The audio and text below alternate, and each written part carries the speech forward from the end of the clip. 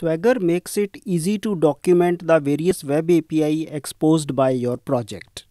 The summary of your API is maintained in a JSON-based file called OpenAPI.json. This document is the main document, but we are not required to worry about it in our day-to-day life. It is automatically used to create a web page called Swagger UI, which shows all your web API in a colorful human-readable interface.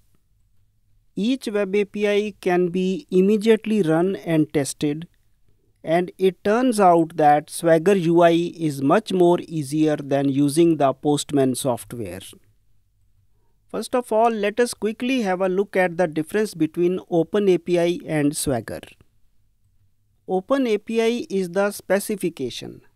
It lays down the rules for describing the web API. It lays down the rules for documenting parameters, for documenting the responses, and so on. These rules have been described using XML. Swagger, on the other hand, refers to the software tools and applications that implement the above specification.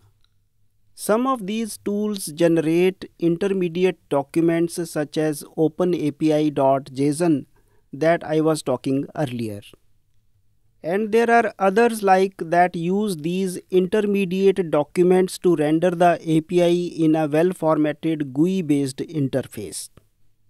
Examples of such applications are Swagger UI and OpenAPI Generator. We shall talk more about Swagger UI later in this tutorial.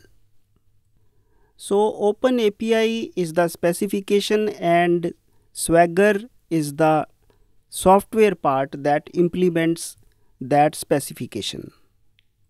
Many developers use the two terms interchangeably, so OpenAPI and Swagger are used interchangeably in day-to-day life. These two terms together refer to the applications that generate the documentation and to those that present them and to the rules that are used to generate the documentation. Next, let us discuss SwashBuckle and NSwag. SwashBuckle and NSwag are two main .NET implementations of the OpenAPI or Swagger specification. Both of them include a web-based UI called Swagger UI. You may have already heard of that in the past, and we have already talked about Swagger UI in this very tutorial itself. The details we'll be covering shortly. As an ASPNET Core developer, we do not have to worry about the finer details of SwashBuckle and NSwag because everything is handled for us by the ASPNET Core engine. The only thing we need to do is to configure the middleware correctly. So it ultimately boils down to the configuration